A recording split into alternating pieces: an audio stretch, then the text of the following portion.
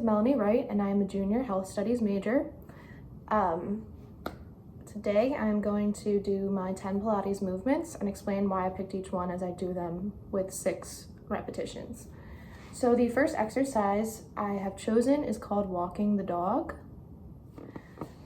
So I chose the walking the dog pose because it is a movement I'm familiar with from yoga. Downward dog is very similar. This is just an extension of that. So you want to keep your arms straight and your legs bent.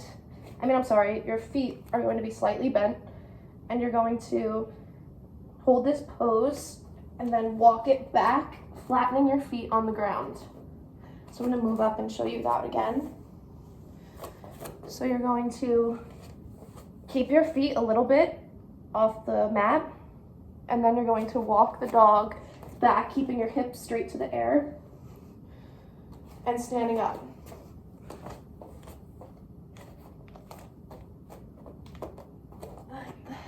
Just like that.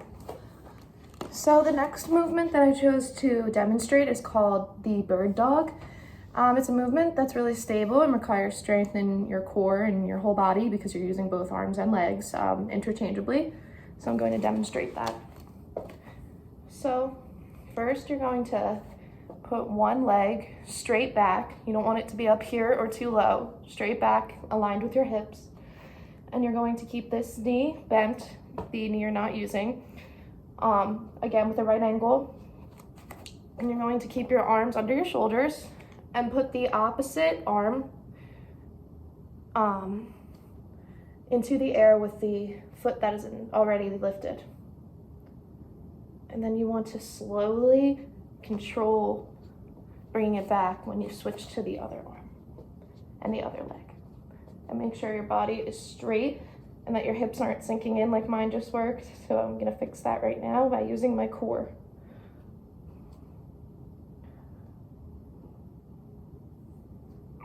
And I'll do each one more time, making sure that my body is straight, my spine is curved back, using my core strength.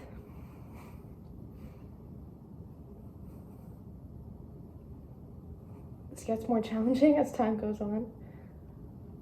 And then slow return.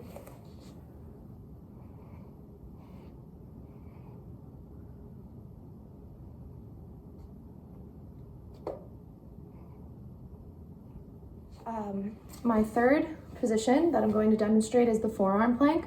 I do planks often when I work out outside of class as well, so it's something I'm familiar with, and I usually do them for about a minute, 3 to 5 times, depending on the workout and what I'm aiming for that day. So I'm going to start with the forearm plank. Now, it's important to keep your hips up. You don't want to cave them down like that, or the exercise isn't as efficient. But you also don't want to stick them up too high. You want your body to be straight and use that strong core strength to keep yourself stable and standing.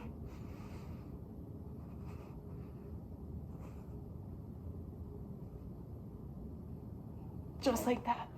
So the next movement that I am going to show is the mountain climbers pose or position.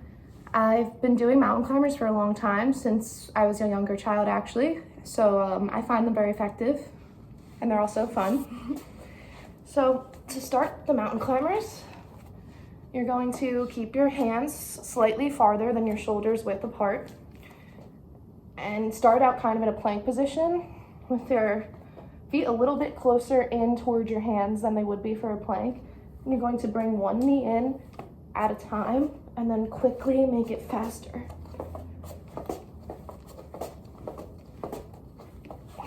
And I'll show you from this angle also. So you want your abdominals to again be braced, like in the plank. And bring your knees towards your chest.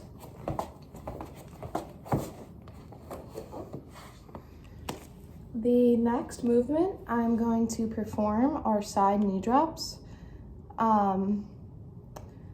They provide a full body stretch, and I really think they help with core control as well as just relaxation. So they're very slow going, and I like that. So it's nice to have a change of pace. So first, what you're going to do is put your knees above your hips like this, bent. You're going to put your arms out like a T.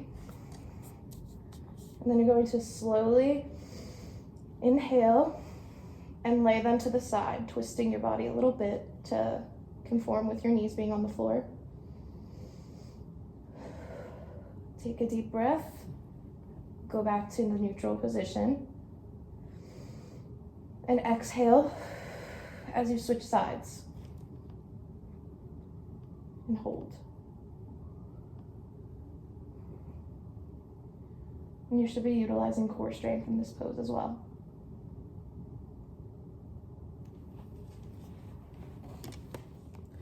So this next movement is called the single leg stretch. You alternate between each leg as you stretch them. So first you're going to start out on your back, and you're going to put your knees above your hips, and you're going to lift your head without straightening your neck and pull in one leg while holding your shin to your face, like to your cheeks.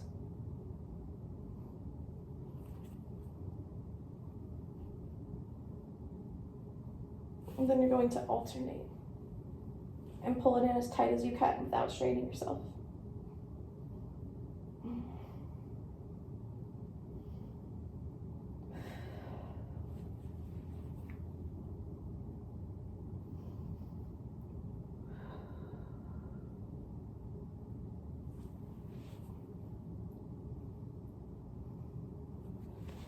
And that's the single leg stretch. The next movement that I'm going to show you how to do is the corkscrew. It enables core strength as well as leg muscles, and I really like the movements. That's why I also chose it.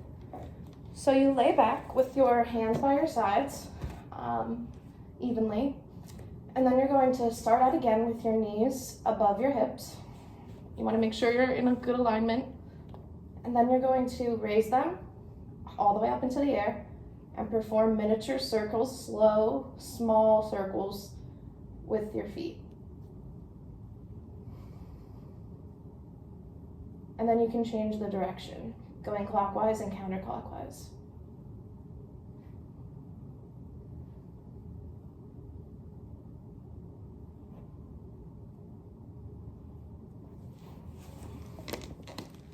My eighth movement that I'm going to display is called swimming. The movement resembles actual swimming, hence the name, and it enables strength in the whole body. And this one's more challenging, so I wanted to challenge myself and include it in this video. So what you're gonna do is start out flat on the mat. You're going to raise both legs and arms and move one at a time, alternating between the opposite arm and leg being in the air.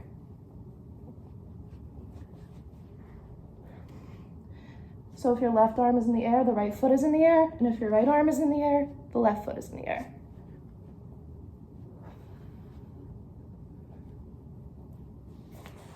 The next movement, my ninth movement, is the glute bridge. It stretches the glutes, and it's also a very relieving position. So you start out flat on the mat with your toes pointed, so that way you can raise your glute muscles and then slowly bring them back. And to make it more challenging, you can move your feet slightly apart and forward. You should feel the stretch in your lower body.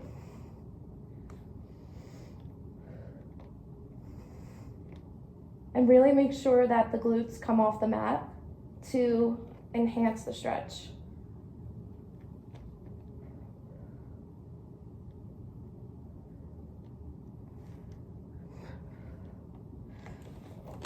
The last and 10th movement that I'm going to be showing is the inner thigh lift. It stretches the thighs while utilizing strength and control of the body.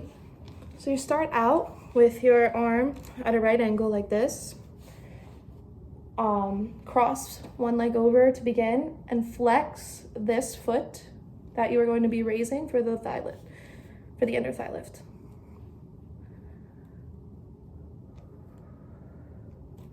Just gonna move it down. and you should be flexing your foot again with each repetition.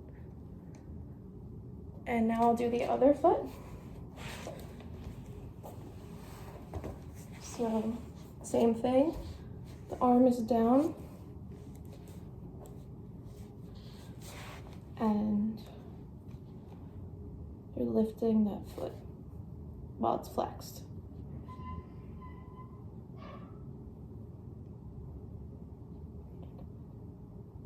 And that's the inner thigh lift. Thank you for watching. That's my Pilates sequence.